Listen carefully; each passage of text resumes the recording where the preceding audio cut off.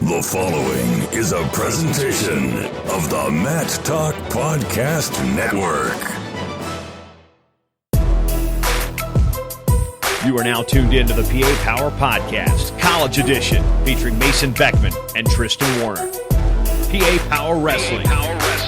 Pennsylvania is wrestling. Welcome in, wrestling fans. You are now dialed into the PA Power College Podcast. As Jason Bryant of the Matt Talk Podcast Network said, I'm Tristan Warner, joined by my main man, as always, Mason Beckman, a.k.a. Beck Diggity. Mason, what are we on? Episode 16 now? 16. The podcast now has a driver's license. Well, maybe a permit. Yeah. So the podcast just got its driver's permit. It's driving around, but it's got to have an adult with it. So yeah, big things are happening. We are in very formative years for our podcast. I'm proud of how much this podcast has progressed. You know, I'm tearing up a little bit. Feel like a proud papa. But yeah, man, 16. So I feel like we got a lot to unpack today with Vegas, with the Lehigh Penn State duel, Lock Haven and Rutgers. There's a lot of stuff going on. You know, December always feels like it's the month where you really start to have heavy results kicking in. You know what I mean? Yeah, exactly. We've got plenty of results from last weekend to discuss, and then we've got plenty of matches coming up this weekend to look forward to. Plus, we have an interview with Nick Zanetta from Pitt, who he shed some good insight into the new culture that's being infused over there at Pitt, and you know, the new coaching staff, and just kind of how he's shifted his mindset for his fifth-year senior campaign. Yeah, so that'll be awesome. You guys are going to want to stick around to listen to that. Let's just get right on into it. So first things first, outstanding wrestlers of a weekend. Before we dive super deep into results, who you got, Tristan? OWs of the week. Well, I figured you would go first on this one because, I mean, I would normally pick the same one that you picked, but I just kind of had to shout out a different guy. So why don't you go first? All right, well, I'm going Luke Pletcher. Pletcher had an awesome showing out in Vegas, came in as the 4 seed, knocked off Stefan Micic in the semis, and, you know, gets another win in the finals, picks up the Vegas title. So, you know, Pletcher was a guy last year at 41. You know, I went 2-2, I think, at Nationals. Good showing. Not sure if he was a full-size 41. You know, if you listen to Tom Ryan's interview after Vegas, which, by the way, Ohio State won Vegas with a 7-man lineup. That's ridiculous. But that's neither here nor there. You know, he talked about how Pletcher is really starting to get used to the weight, how his body's really starting to make that adjustment. And you can really see that.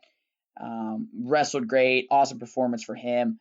And then the other guy you have to mention in that same weight was Austin DeSanto, who, you know, ends up fourth. Both losses were to Jack Mueller, one of which we'll get into a little bit later.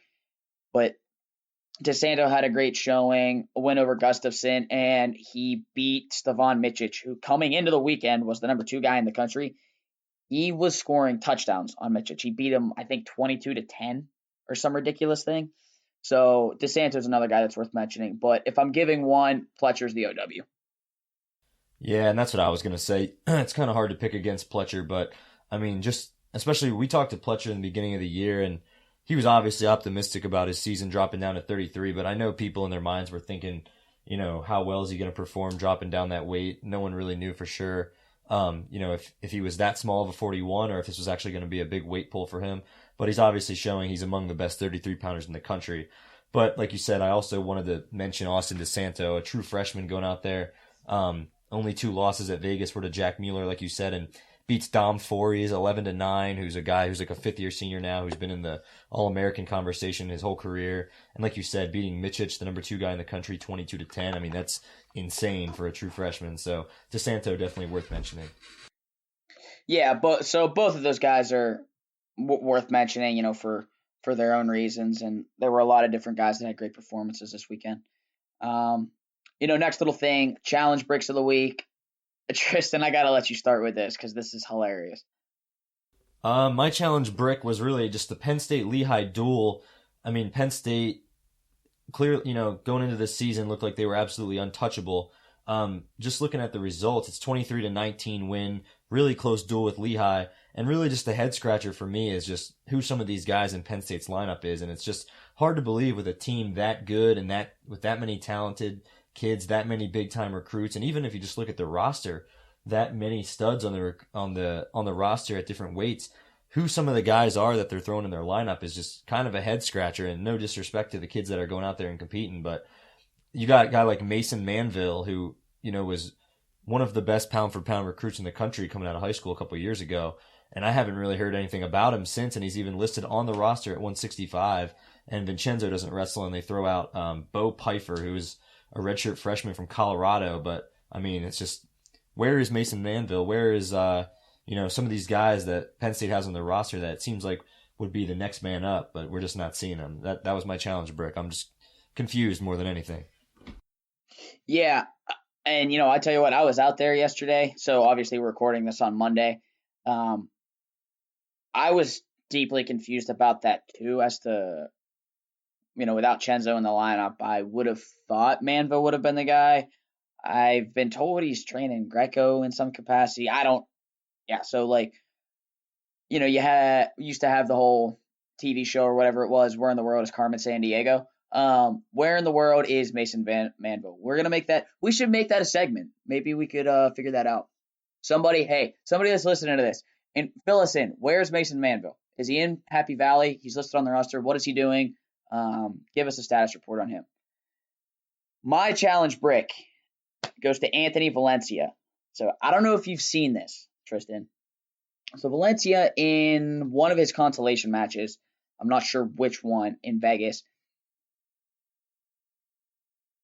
very end of the match, he's down by a couple points. He tries to go flying squirrel. The kid catches him, starts to run through him in a double leg, and Valencia kicks him through kind of like in a flying cement, right? Now, they're in a position where the North Dakota State kid was absolutely the new neutral danger zone rule. Kid was like blatantly on his back. The ref never even counted, and Valencia wasn't in exposure either. The ref never counted. It was really, frankly, an inexplicable situation as to why that official didn't count and then award Valencia points and back points. So, I mean, I think the official got that call wrong. But where my challenge, Brick, comes into play isn't on the official. Valencia goes out on Twitter, called out the official by name with the video clip in it. I mean, I don't think he's wrong in that the official made the wrong call. And I don't know Anthony Valencia, but from everything I've ever heard about the kid, he's, a great kid, nice kid, works hard, does a lot of the right things, right? I think that might be a tweet he'll regret at some point. Yeah, I mean, I can sense I can get the frustration. We've all been frustrated with refs before, and he's a kid, so you got to remember that. But at the same time, yeah, it's like, Mason, you know as well as I do, your whole college career, you just had people coming in, guest speakers and stuff, talking about being careful on social media, be careful what you say. So, I mean, yeah, it's a fine line to walk, but retrospect, I'm sure, yeah, he's gonna wish he had that one back. Yeah, I mean, in hindsight's always 20/20. The rule that, by the way, for any of you high school kids listening out there, if there are any high school kids listening or younger, one of the great rules, the great phrases, I forget where I heard this, about social media was that, Twitter, well, I guess it's 280 characters now, so this will change a little bit. But, don't let 280 characters ruin 5 years of your life, right? Because it can change scholarship situations. I mean, you tweet the wrong thing, it can literally get you kicked out of school. Yeah, and we've seen that actually happen to some pretty high-profile athletes before. Yeah, so, just use your head. Now, obviously, what Valencia did wasn't even remotely in that realm. Just maybe something like you said, he's a kid and heat of the moment. And we've all been frustrated. So I totally understand the frustration, but that's one of those ones you may not have wanted to press send on. So anyway, those are challenge bricks of the week.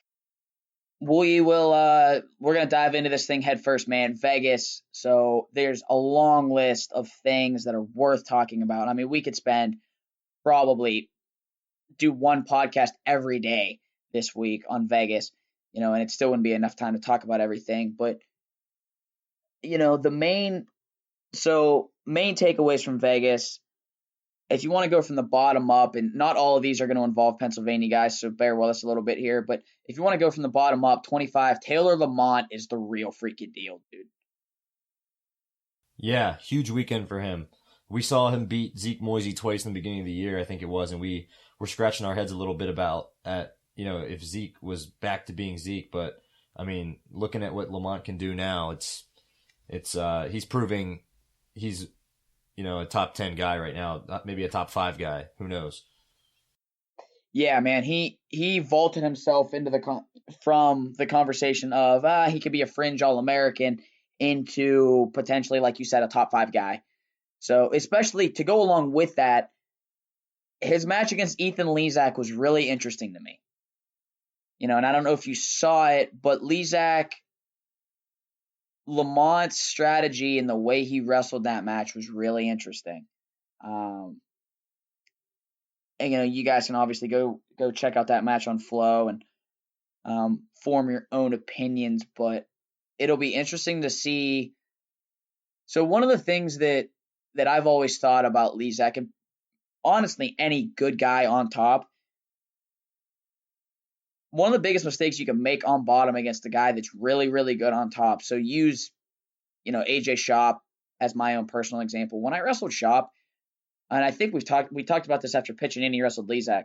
If you stress yourself trying to get out, you're way more likely to give up points. Way more likely. And if you're willing to kind of accept the fact that, like, look, if I give up riding time, it's no different than an escape. Right? It's not like you're trying to clam up and just stall down there. But again, you have to use your head, right? You don't go sprinting through a minefield. You kind of have to carefully navigate it. And being on bottom against a guy like that is kind of the same thing. And that was how you saw Lamont approach his match with Lezak. So it'll be interesting to see if people start to use that as a blueprint to wrestle Lezak. So that was one of the big takeaways for me from 25. Yeah, some of the other topics we had, at least sticking to PA guys. Josh Shields had a pretty good tournament, but looks like he died late against, I want to call him Micah Jordan, who he had already beaten previously this year. Looks like he had a lead and then lost it late, but he did come back and beat Tyler Berger, the number 1 seed in the Consies. So Shields is still absolutely having a great start to the season. Just a little setback there against Jordan, but he's 1-for-1 against him now. So I'm sure those two will meet again later in the year. Yeah. And it's not look, Josh wrestled really well in that match. And I don't know, maybe if it was a short turnaround after a weigh-in, something was off in his warm up, but it really looked like he ran out of gas against Micah. He actually, I think, gave up 2 stalling points to go to overtime in that match. So, and that was the only match that I've seen of his this season that conditioning has been an issue. So I don't think wind is an issue for Shields, but in that specific instance it was. So, I'm sure Zeke Jones and that whole staff and that whole team out there, they'll get that figured out. That's not a big deal. But like you said, he comes back, he beats Berger, obviously shows that there's no cause for concern. And look, Micah Jordan's really good. So, losing to a guy like that, it's not like it's the end of the world. To stick with Arizona State, Josh's that are from Franklin Regional, Maruka ended up 5th. It was a good weekend for him. And he's a kid that, Maruka's kind of been like this since high school. I don't understand why people don't talk about him more, why the public doesn't hold him in higher regard. But Maruka just kind of quietly goes about his business and beats really good guys. So, Maruka with another good showing at 49. A guy with some Pennsylvania ties that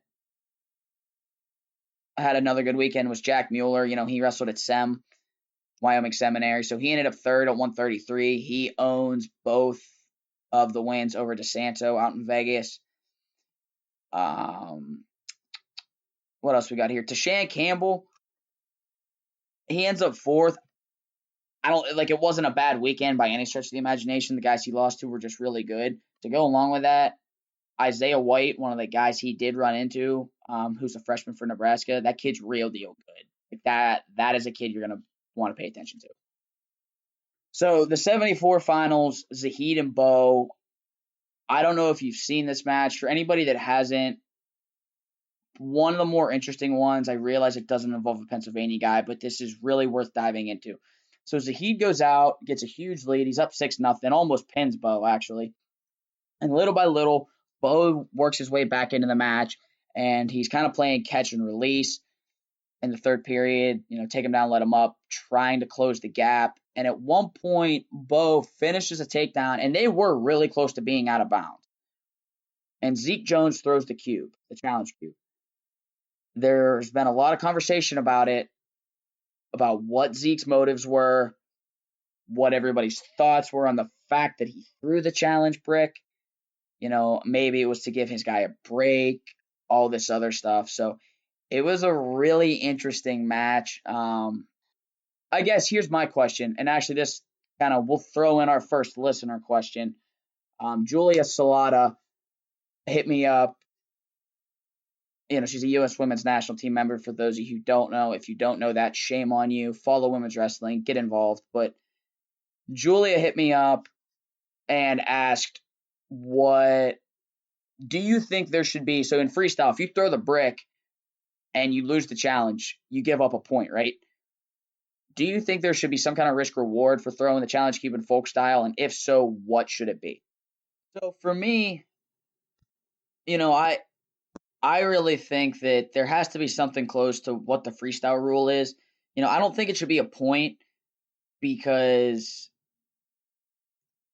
I don't know, I guess that's just not the precedent in folk style. So I guess they should treat it, in my mind, they should treat it like injury time, where, the way that they deterred guys from taking injury time just to get a lung break was if you take injury time, the other wrestler gets choice when you come back from it. So I think it ought to be, if you throw the brick, for whatever reason, if you lose the challenge, the other guy gets choice, right away. So I think that would solve a lot of different scenarios. Maybe some coaches do throw it to get their guy a break or this, that, or the other thing. And I realized the situation with Zahid and Bo was a little bit unique, especially because Zahid actually turned around and told Zeke Jones to throw the cube. So I don't know if it was Zahid that, I'm not going to say that Zahid wanted to break. I don't know. He doesn't strike me as that kind of guy. They were really close to being out of bounds, so maybe Zahid thought he was out. It could be a lot of different things, but I think that's something that needs to be implemented. Yeah, well, like you said, that Zahid example kind of goes against with what I'm about to say, but I was going to say that challenge brick is always thrown by the coach, so it almost doesn't make sense to punish the wrestler if the coach throws the challenge brick. It's kind of like in football when, the coach in the NFL throws the red challenge flag, it's all on the coach to throw that. The kid doesn't really have a say in it, except for, I guess, in an example like you just said with Zahid.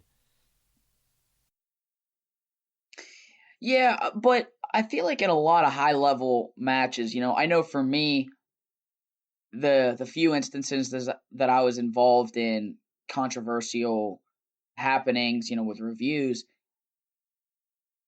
each time I turned around and told the corner to throw it or to challenge it. I guess they didn't have bricks when I was in college, but so I feel like that happens a decent amount. It happens enough, I guess, is what I'm trying to say. Maybe not like crazy, but it happens enough. You know what I mean? Maybe a guy will feel something while he's wrestling that a coach just physically can't see. So, but I just think you have to put a safeguard in there.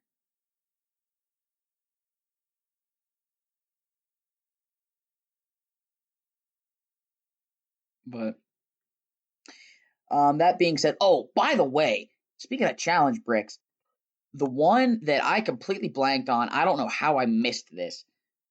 The challenge brick I should have said at the beginning of this podcast was DeSanto spiking Jack Mueller on his head. So if you guys haven't seen this, it's at the end of the first match between Mueller and DeSanto that was like in the quarters, I think, in Vegas. Mueller has a boot in, and DeSanto, the first one's a Granby. I don't really have an issue with it. The second one, Mueller stands up, jumps, and leaves his feet and tries to land on Mueller's head. And then the third one, DeSanto comes straight up and goes straight back and tried to smack the back of Mueller's head off the mat. I just think, and this is nothing personal against Austin DeSanto, but he was just the example that made me think of this. That situation should be a flagrant misconduct in my mind, because anytime you do that, that to me seems like a scenario where it's an intent to injure. When you're jumping and trying to spike a guy on his head, that's kind of like targeting in football. You know what I mean? When you blatantly it's like WWE SmackDown. When you blatantly leave your feet and attack a guy's head, it gets sketchy to me, man. Yeah, that's some WWE SmackDown stuff right there. Has no place in our sport, that's for sure. No, I mean, like, you remember the Gilman Waters thing from a few years ago, right? Yeah, that was after the whistle was already blown too, wasn't it? Yeah, that situation was just a disaster. No, actually, there was time still going on, but that was the one where Gilman stood the whole way to his feet, literally jumped, and then went back. That was probably that's got to be the worst one I've ever seen. Yeah, I remember one year at Virginia Duels, we were wrestling Nebraska Kearney, and Romero Cotton did the same thing to Kevin Beasley, our 197-pounder, just stood up and just literally jumped straight backwards while he had boots in on his feet, and that was they gave him a penalty point, but they didn't disqualify him or anything. Yeah, I think anytime there's something like that pretty clearly the intent was to try to hurt somebody, that ought to be a flagrant. But so that was the challenge brick that I guess I should have thrown at the beginning of the program. To wrap up Vegas from a Pennsylvania standpoint, Nick Zanetta, who's going to be our guest on this podcast, Nick had a great performance. He ended up 6th. He actually medical defaulted his last 2 matches, but wins over Kanan Storr and Javier Gasca. The Gasca one was right out of the gate, who was the 4 seed for Michigan State. So a couple of good wins for Nick. We talked about 65 with Tayshan. Talked about 74 with Zahid and Bo. 84, Miles Martin just looked awesome. He really looks like he's jumped a level. Taylor Venz just coming out of the woodwork for Nebraska. Kid had an awesome weekend. I'm with you, Tristan. You got here in your notes, like, who is Taylor Venz?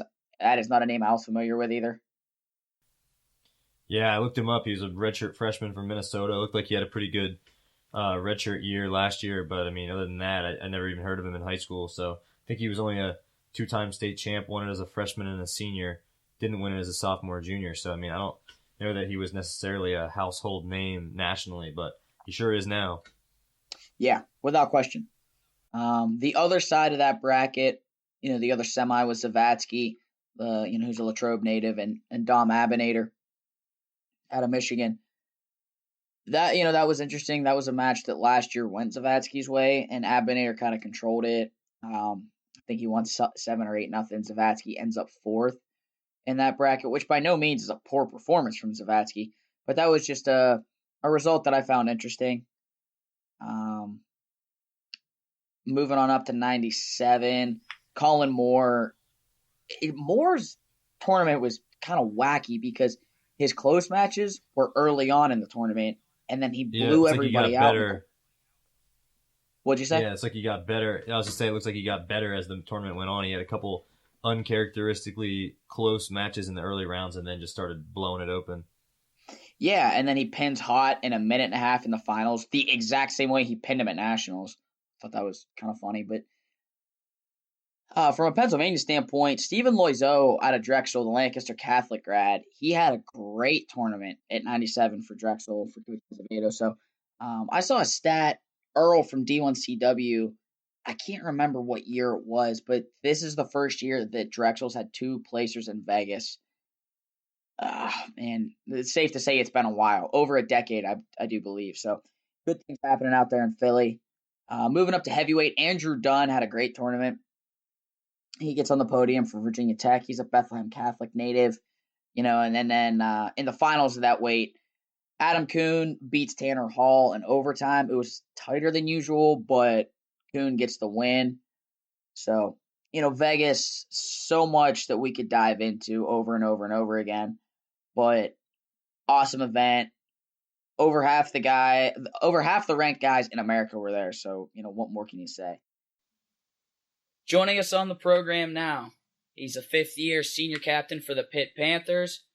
Took 6th this past weekend at the Cliff Keen Las Vegas Invitational. He's been a Midlands placer, University Nationals placer, a couple times state runner-up in high school. Nick Zanetta, thanks for coming on, man. What's up, guys? How you doing? Thanks for having me. Yeah, man. Thanks for coming on. So, this past weekend, another good weekend for you individually out in Vegas. A couple of really good wins against Storr from Iowa State and Gaska, I think his name is, kid from Michigan State. A month or so into the season, how do you feel that you've been competing? And kind of along with that, how do you feel that the team's been progressing so far? I really don't think that I'm wrestling my full potential yet, but I'm taking each day, getting better each day. So it's fun. It's fun to see some results, but you don't want to get too ahead of yourself.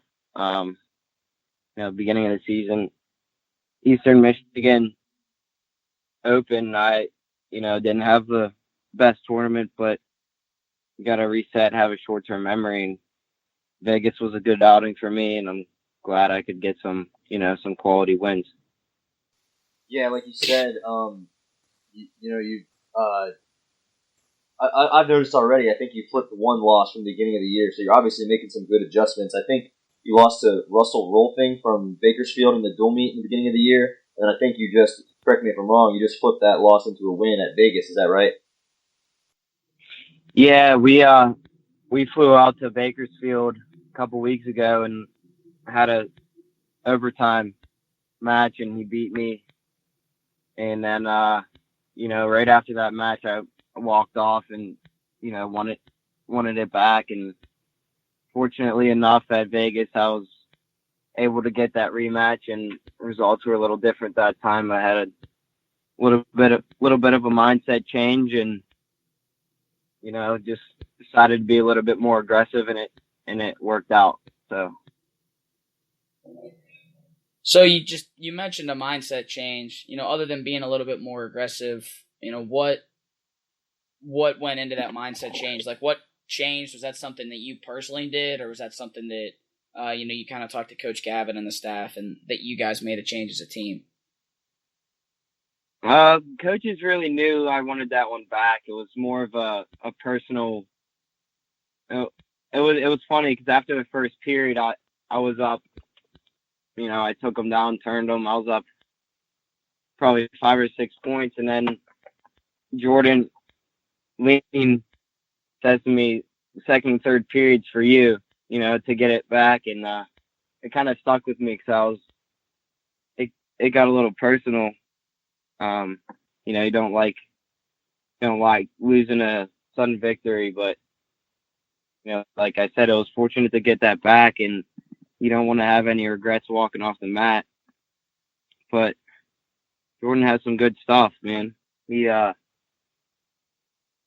sat me down when we were on the plane back from Arizona State, and he just made me think and forced me to realize of who I wanted to be by the time I graduate. And it made me had a lot of time to think about it, and really results aren't who I wanted to be because I just wanted to really work on each day and get better and have the results come by themselves. But in reality, if you're setting an example, just living your life the way you should be and just, working your hardest and doing the best things you can do and having no regrets. And that's, the results will come, man. It's been a long 4 years. And I want to say it's been a bit of a disappointment all 4 years for me, but I think this year is a little bit of a mindset change. Nothing really technical in the wrestling standpoint, but it's starting to show, and wrestling is becoming a lot more fun. That's good that you talked about Jordan Lean. One of the questions we really wanted to ask you about is kind of what's it been like, the culture change, the culture shift here at Pitt now with, obviously you got Jordan Lean like you just talked about, but also Keith Gavin now, the head coach. What kind of things have you noticed about just how those guys have kind of instilled a new kind of culture within the team? We have a good balance of coaching. Keith is a man of few words, but when he says something, it carries a lot of weight, and gotta make sure that you jot that down. Jordan's pretty philosophical. He's a deep character. He has a lot of words that he uses a lot of big words. He's a Cornell guy, so I don't know if us Pitt kids can handle that, but he relates to each kid in a different way. He's able to build relationships with different kinds of personalities. That's what makes him a good coach, and being able to, develop a good relationship with. But on a wrestling standpoint, they focus on, very basic. I mean, Keith has some funky stuff, but you just boil it down to the true basics of wrestling. And, once you get that down, I think Pitt's program is going to be on its way up. Give it a few years to get the coaching staff's true team. Once everyone from the residue is gone and all that. And I can't wait to see what the future holds. They're already getting we already got a new renovation on the room, so they're making some moves. So going back a little bit, obviously your older brother Anthony wrestled, was a 4-year starter at Pitt, made the round of 12 a couple times. Did Anthony being there and having the success that he did that play a big part in your decision to go to Pitt? Did you kind of want to keep it as a family thing? And, what role did he and has he played in choosing Pitt and your time there? Anthony's been basically the person who I look up to and follow and try to emulate everything he does. And it took a while for me to develop my own thing, kind of go off on my own and see what works for myself. But Anthony set a great tone for me, and he was the reason why I went to Pitt. I mean, I didn't really look anywhere else, to be honest with you, but Pitt was an easy decision for me. And Anthony was there for 5 years, so we were able to be on the same team for one. And I got to see, a lot of things that go into the sport and what it takes to become a caliber D1 athlete and all that good stuff. But yeah, I can't say enough about Anthony being a mentor for me, but it's definitely easy being the youngest brother. If you got to live with some expectations, but it's good to have some of those. Nick, you said earlier that the last 4 years have been kind of a disappointment for you. You have had some success, though. I mean, we're just looking over some of the stuff we saw in your bio and what we've witnessed over the last few years. I mean, you placed at Midlands last year. You actually had a really good summer. You placed, 5th or 6th at universities, had some really big wins there. talk a little bit about just like your career and how you feel like you've progressed, at least from the time you got to college at Pitt until now, your fifth year senior year. Yeah, so yeah, it's been I'd say Midlands was a turning point for me last year. It was a really, I've had confidence issues in the past, and it was really a stepping stone for me in my career, even though it was 4 years too late, but making the most out of it now. And it was tough. It would have been really easy for me to sit back and say, screw this, I'm not going to get better in a year. But you'd be surprised what you can do with that. I know what potential I had. I know all the skill set and my work ethic really had, and I just had to, sit myself down and see who I wanted to become and how I wanted to leave my legacy at Pitt. But it was funny because when the coaches first came in, they were kind of confused why my results weren't really showing what I could do in practice and my work ethic and stuff. And Jordan actually came up to me. He's like,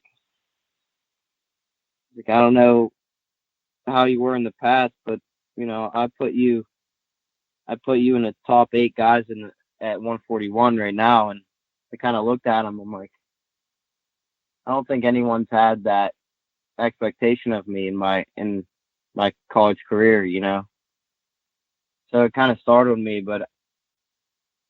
and at first I didn't even believe him. But after some thought and kind of evaluating what type of wrestler I am and who I could beat, it's why not? Why can't I be a contender for getting on the podium? So what do you think you need to do, mentally, physically, in whatever realm? What do you think you need to do to make that happen for you to be wrestling on Saturday in Cleveland? I've been wrestling my whole life, and I would consider myself a pretty technical wrestler. I stay in good position and, do simple, basic wrestling. So I don't think that in order to make it Saturday in Cleveland, that I need to work on any wrestling in particular, but more of a mental aspect of the game. And just getting tougher and just showing a lot of grit and having confidence and just having fun. I know it's all cliche, but there's a reason why everyone says to have fun out there. And the more nervous you get, the you put a lot of pressure on yourself and kind of snowballs from there. Yeah, I wanted to add as well as Samot, our resident athlete. Yeah. He, I wanted to pick his brain a little bit just to see, how he prepares before a wrestling match. And I was like, Samot, you get nervous? He's like, I forget what he said. It's real broken English, but he's like, you nervous? You get tired. Are you not nervous? You wrestle good. Like it's just funny how simple it is, and anyone can say it's the same across all countries, and I think it's really cool to hear him say that. Nick, last question I got for you. I know right now you're focused on obviously getting on the podium, your fifth year senior year, competing still, but you got any post-grad plans yet in terms of career-wise or maybe coaching or keep competing? Have you thought about that at all yet? I think after this year, I gotta step back from wrestling. I've had a lot of knee issues, 4 knee surgeries later. I'm still doing this, feeling like an old man, but at the same time feeling the best I've ever felt. So I don't think competing or coaching is in my future, but you never know. Obviously, I'm born and raised Pittsburgh, so I love the city. I'm sure Mason's a little bummed to watch. We're missing the Steelers, but hey, that's all right. I got it on. It's on. It's just muted. So I plan on staying in Pittsburgh. Yeah, just the job search is real, dude. It's definitely tough, but I don't. I'm like Mason, supply chain. So Mason, give me a call, hook me up with a job, maybe. We can make that happen.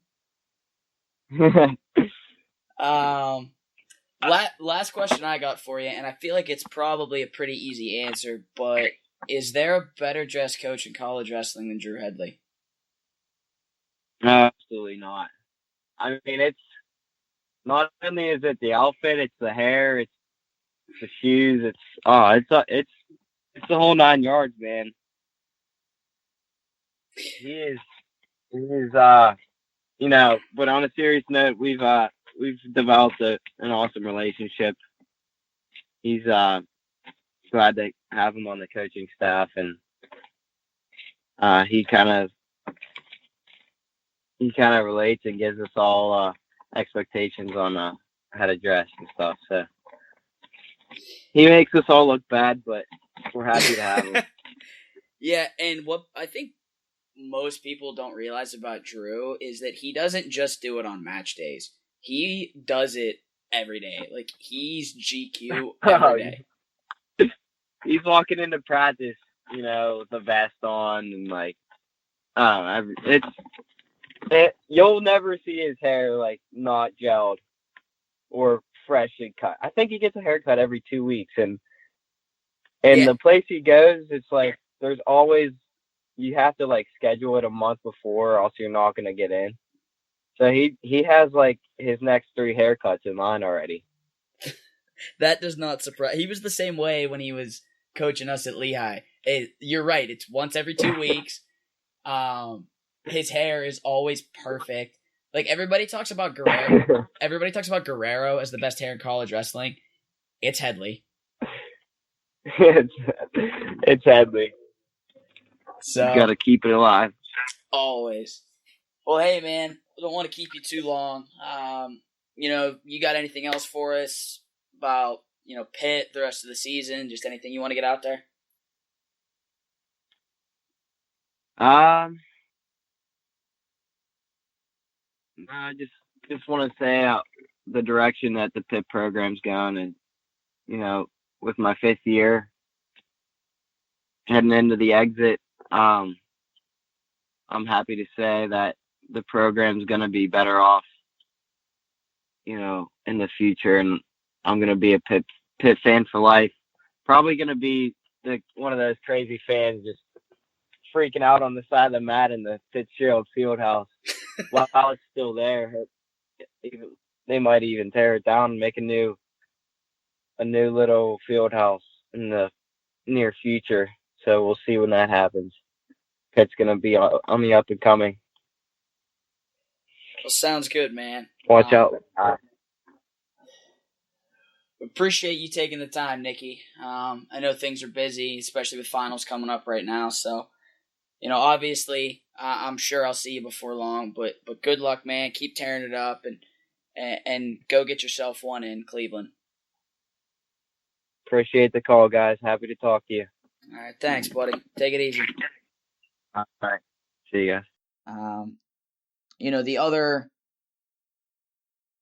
The other kind of highlight event of the weekend, so to speak, was Number 1, Penn State took a trip down the road at number 5, Lehigh. So Lehigh hosted this dual meet in the PPL Center, which is where the Lehigh Valley Phantoms, the Flyers minor league hockey team affiliate, 9,986 people were in that place. So it was an incredible atmosphere. They did it on the elevated stage, and had all kinds of effects. If you haven't seen pictures of the duel, go poking around the internet. They're absolutely incredible. The event staff did such a great job with it. Both teams honestly wrestled really, really well. Lehigh got out to a hot start. Cruz and Parker both pinned their guys. There was no Keener or Vincenzo Joseph for Penn State. Keener at 33, Chenzo at 65.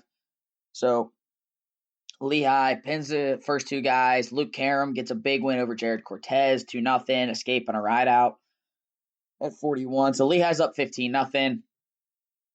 Zane and Nolf do Zane and Nolf things. Zane gets a pin. Nolf gets a tech. Really seems to me like the Hodge will come down to those two guys. Or Kyle Snyder. Yeah, the only thing about Snyder is he's probably not going to wrestle enough matches. Yeah, that's true. Good point. He's pretty dominant, though. Oh, he's incredible. But I know that kind of got in the way of him winning the Hodge last year. And when you have guys like Zane and Nolf that just kick the tar out of everybody 35 times a season, it's hard to go against it, right? So then you go to 65. Gordon Wolf gets a 24-12 win over Bo Pfeiffer. And just for the record, Gordon Wolf has to be involved in more reversals, whether he gets them or the other guy gets them. He's got to be involved in more reversals than anybody in America. I have never seen a kid like it. It's ridiculous. So 74 and 84. 74, 84, and heavyweight were really the three intriguing matches, all of which went Penn State's way. 74 up, Penn State wins out. They win the last four to win the duel 23-19. So Cutler and Hall, pretty good match. Not a ton of action. Both guys had chances to score. Cutler was in deep on a leg at one point, couldn't convert it. Hall had a few attacks. The duck that Hall hit to take Cutler down was a work of art. It was really a beautiful thing. And then Price Nickel. Nickel was the aggressor early, gets himself a first period takedown, made that stand up for a 3-2 win. The thing that was interesting in that match, though, and I kind of wondered about this, and I think I talked about it on here, last episode or a couple episodes ago, and it's kind of the same thing with Cutler and Hall. Cutler and Price are both just so freakishly powerful that, Hall's not the world's biggest 74, and I don't think Bo Nickel is weak by any stretch of the imagination. From watching him wrestle, I'm going to guess he's exponentially stronger than he looks. But I don't think horsepower is Nickel's calling card, so to speak. And, Price is freak strong. So I think that those two guys being positionally as good as they are, as freak strong as they are, and neither one of them is going to overextend and make a silly mistake. You know what I mean? They're not going to run themselves headlong into a headlock or a spladle or what have you. And Hall and Nickel are both guys, Hall especially, that are actually better when you attack them. Hall gets into all those crazy scrambles. So, look, there have been people, and this is another question that Julia Salata asked me about our thoughts on the way Cutler and Price wrestled those matches. Look, people, I saw a lot of this, people saying this, that, and the other thing about that Cutler and Price wouldn't wrestle Hall and Nickel. First of all, that's complete garbage. Anybody that watched that with a clear head, were Hall and Nickel probably the aggressors? Nickel definitely was. Hall and Cutler, I would say, was more even. But, okay, so they both were. First of all, getting an attack off against Hall or Nickel is extremely difficult, right? You're not going to take a bad shot just to say you shot. So getting an attack off against those guys is extremely hard. It's one of the things that makes them as good as they are. And again, Cutler and Price weren't going to take a bad shot and throw points away. It's counterproductive. And the other thing that, to be honest, I think happens, and I've said this before, not just when these two guys wrestled Lehigh guys, I think that a lot of people expect Paul and Nickel and, not just them, maybe a Kyle Snyder or, Zane or Nolf. Anytime anybody is able to wrestle them close, to really genuinely be in the match with them, 99% of the time, it seems like the public reaction, and this could just be because I'm from Pennsylvania, so I'm surrounded by Penn State fans, but it seems like the vast majority of the reaction, people seem to think that the only reason anybody in America can stay with these guys is they had to have stalled like crazy. It never enters fans' minds that there are other guys that are extremely good too. So, again, look, if you want to say the Cutler and Price stalled, go ahead. It's not going to change anything. It's not going to, I know they're not going to care. But in my opinion, you're dead wrong. And okay, am I biased? Yeah, I am. But I'll also go as far as to say I've watched a lot of wrestling. Those two guys, I know them very, very well. They were both teammates of mine.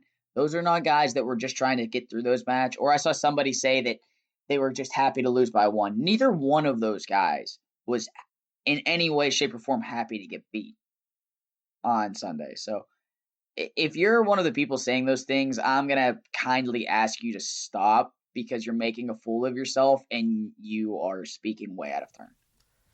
Yeah. That is just nonsensical. I'm sorry, I didn't mean to cut you off. Go ahead. No, I was going to say two things I was going to say about that. One, even as a Penn State fan, I'll agree with you there. I mean, from someone like me who wrestled their college career with probably taking less than like 50 shots my whole career, maybe less than 10, I'm not even sure. It's kind of a strategy thing sometimes. You can't go up against a guy like Bo Nickel and think that you're going to take him down a bunch of times to beat him. I mean, you kind of sometimes have to keep the match close and try to play it like a chess match more of.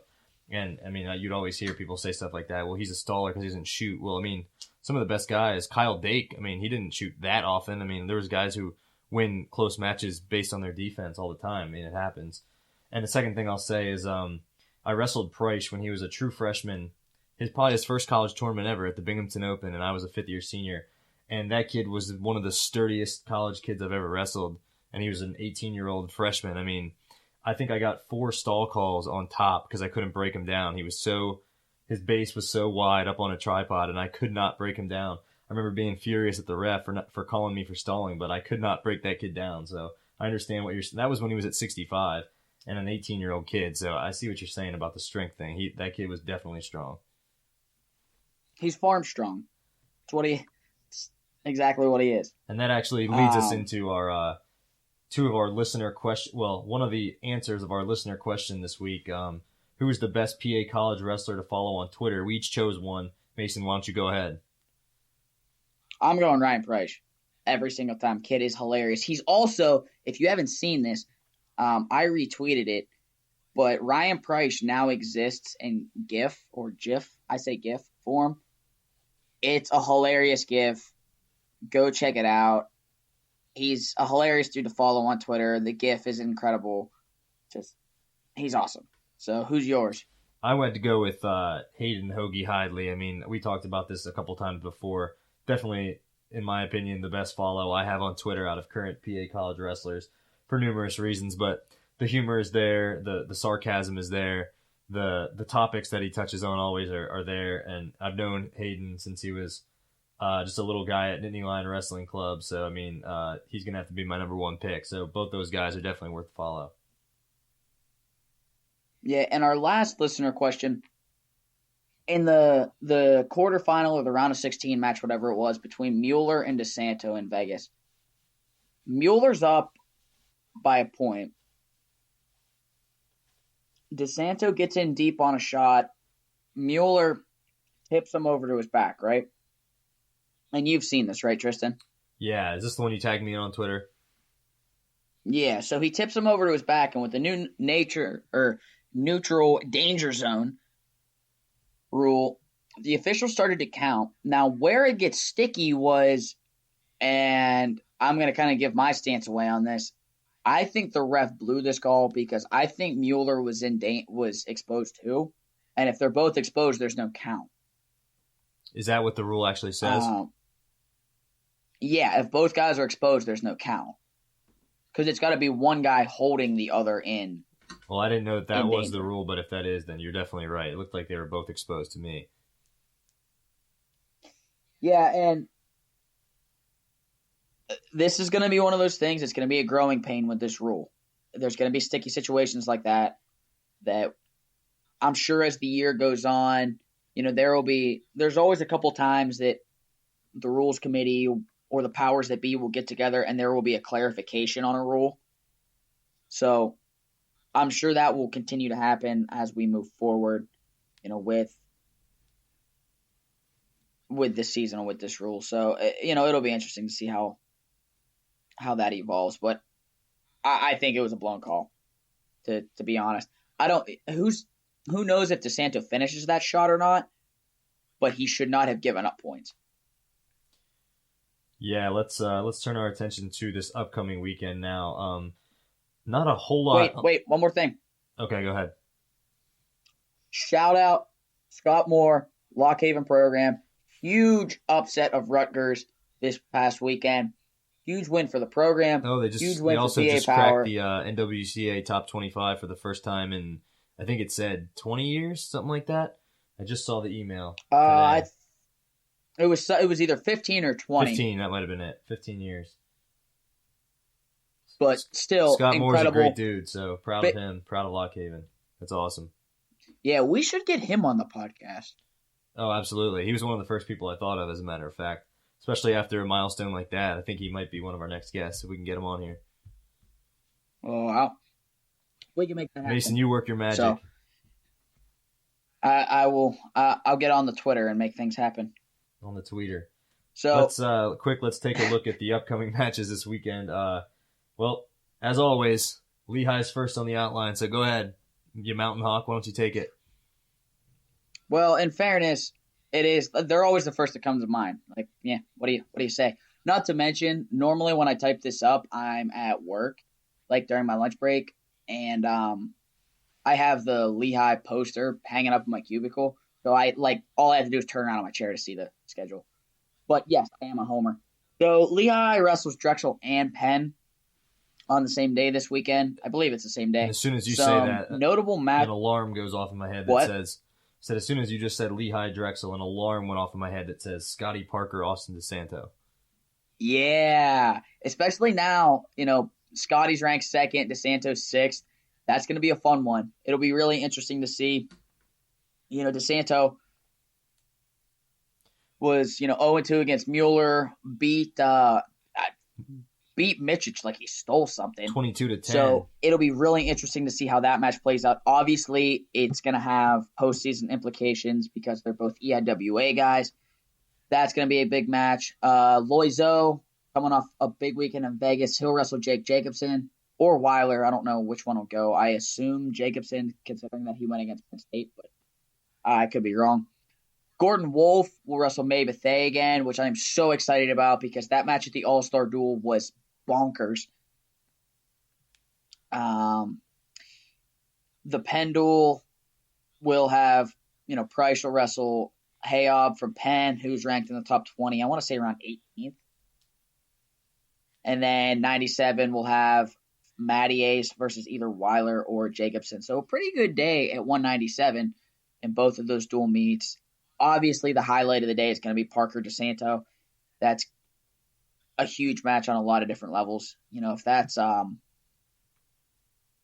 either one of those guys, that'll be a big win. For Scotty, if he wins that one, that's another top 10 win for him. Would further solidify him as a top 2, top 3 guy. And my goodness, if DeSanto wins that one, he puts himself in some pretty rarefied air with the conversations he's in. Especially this early in the season, like we talked about, I think it was 2 episodes ago.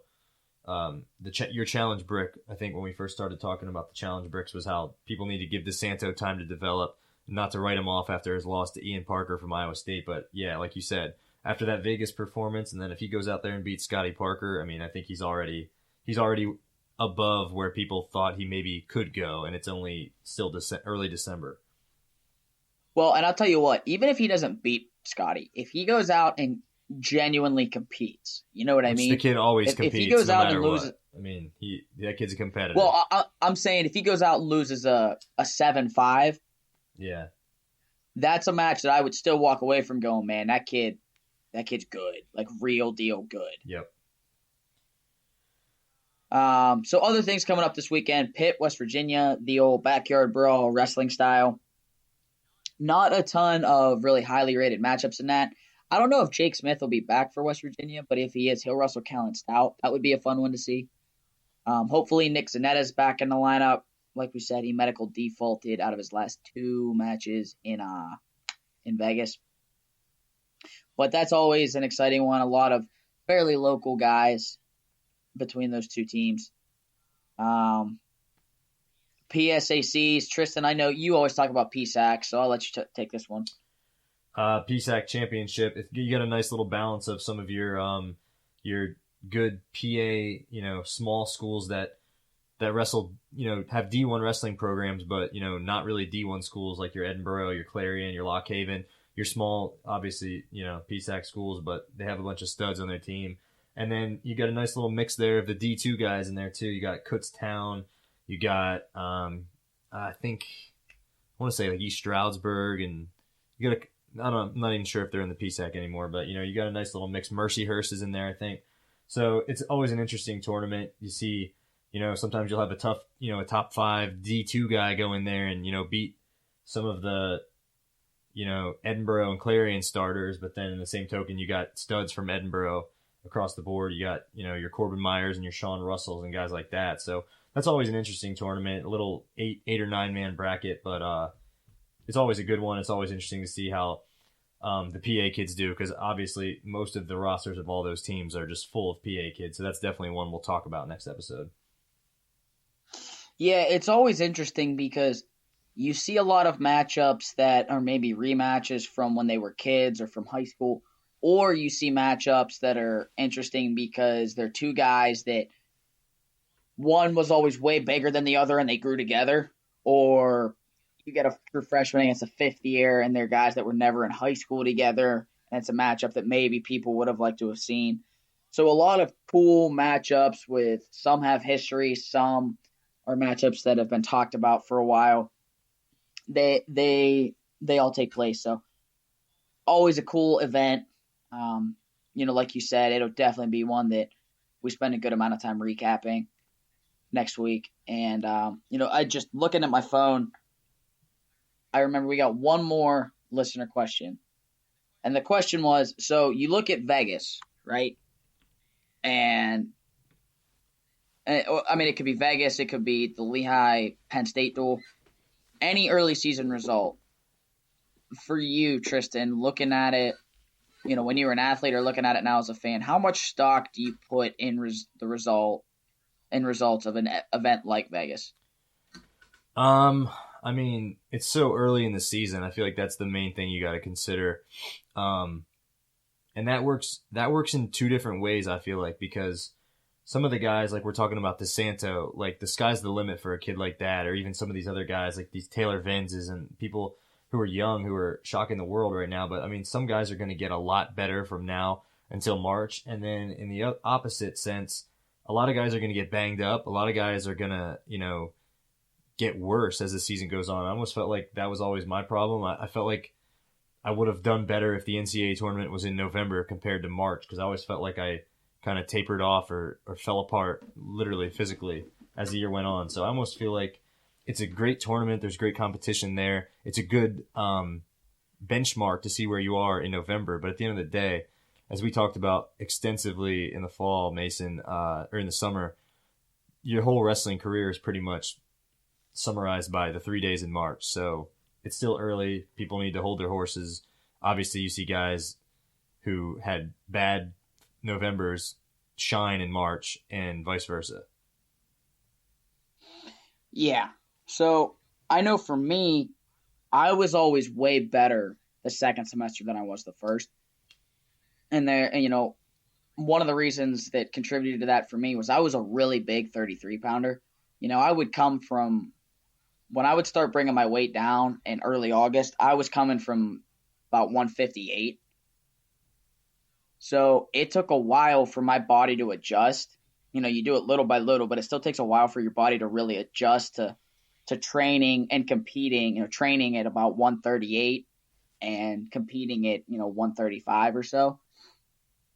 So I always, once my body really adjusted to it, right around late December, early January, that was when I started to roll. You know, and for young guys like DeSanto or like Vans, maybe they run into some problems when guys really, really start to scout them and there's more film out there. I'm not saying that will happen, but it's possible, right? Definitely. So much can change between now and NCAAs, you know, between Vegas and Cleveland, there's so much time. Like you said, injuries are a big part of it. Anybody that's ever been up in the tunnels at NCAAs, literally everybody is hurt. I am not exaggerating. The only guys that aren't hurt at nationals are the guys that were hurt during the year, rehabbed to get totally healthy, and are just back for the postseason. That's accurate. You know, like my true freshman year, Brandon Hatchett blew his shoulder at Midlands. Thought his career was over.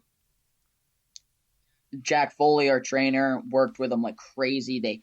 He got surgery on it. I mean, they rehabbed like a son of a gun, and he was back for EIWA's nationals, ended up as a national runner-up that year.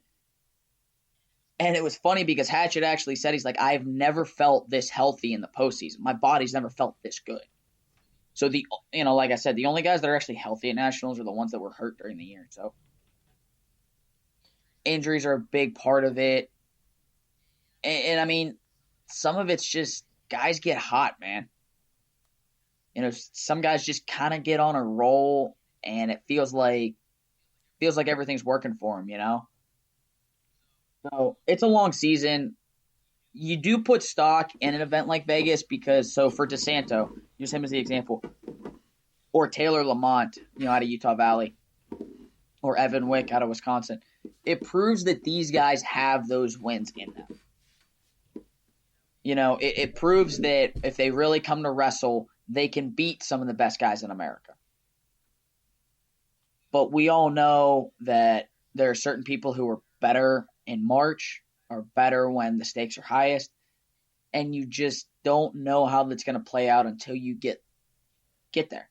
So you put stock in it, you know, you look at it and say, obviously, we know that these wins are possible for these guys, but there's still so much that's yet to happen.